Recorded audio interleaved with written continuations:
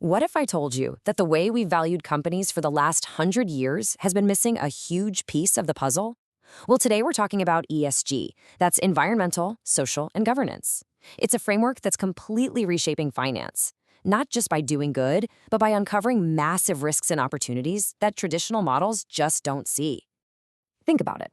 For decades, investing has been all about the numbers, right? Balance sheets, cash flow, those all-important quarterly earnings. But what if that laser focus on the next 3 months is making us miss the big picture? What if it means we're essentially flying blind to the very risks that are going to define the next decade and the next century? The former Bank of England Governor Mark Carney nailed it when he called climate change the tragedy of the horizon. It's a brilliant way to put it. The worst impacts feel so far away that there's no immediate, urgent incentive to act. But the problem is, by the time that crisis is right here, staring us in the face, it could be way too late to stop the really catastrophic damage. And this is exactly the problem that ESG is designed to solve. Carney's whole tragedy of the horizon idea points directly to what is arguably investing's single biggest blind spot: short-termism. It's this relentless, almost obsessive focus on next quarter's profits, and it often comes at the direct expense of creating real, sustainable, long-term value. So what does this look like in the real world? Well, it rewards trading on quick, fleeting price movements instead of investing in a company's fundamental, long-term health. It can pump up market bubbles, and it definitely discourages companies from making those critical, long-term bets on things like research and development. It's these slow-burning, long-horizon issues that ESG factors really force us to look at. Okay, so if short-termism is the blind spot, how do we correct our vision? This is where ESG comes in.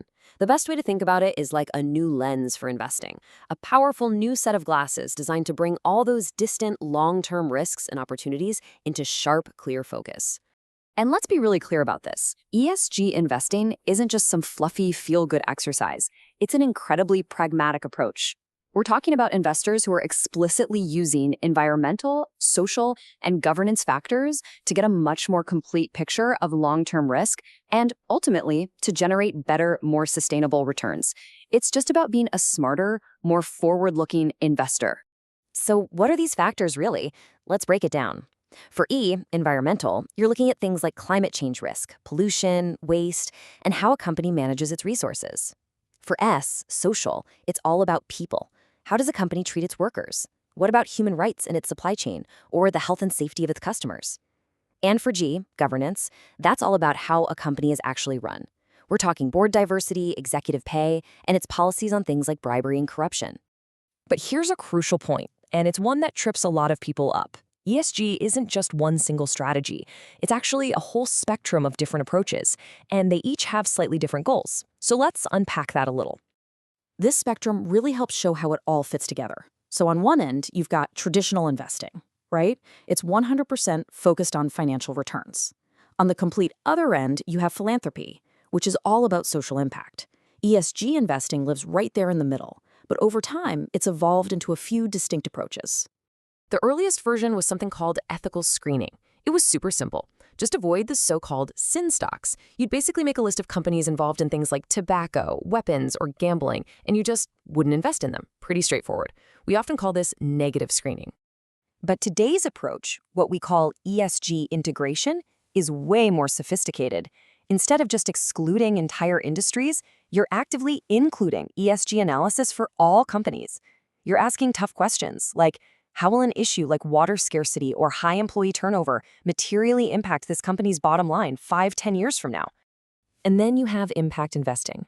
Now, this is the most proactive approach on the spectrum. The goal here isn't just to avoid harm or manage risk.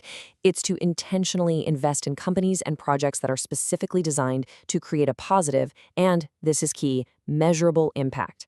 Think things like renewable energy infrastructure or new technologies for affordable housing. So that's the what. But the big question is, why is this exploding right now? Why is it going from a niche strategy to the absolute financial mainstream? Well, it really seems like we've hit a tipping point, and it's being driven by a few incredibly powerful forces. First, just look at the sheer scale of the money involved. At the start of 2022, assets managed with some kind of sustainable lens in just 5 major markets topped $30 trillion. That's trillion with a T. This is not a fringe movement anymore. It is a defining force in the global economy. And that huge number isn't about some abstract ideal. It's about very real, very expensive risk. I mean, just take PG&E, the huge California utility. That company was driven into bankruptcy by billions in liabilities from wildfires, a physical risk made much, much worse by climate change. Ignoring that E in ESG had a catastrophic, real-world financial cost.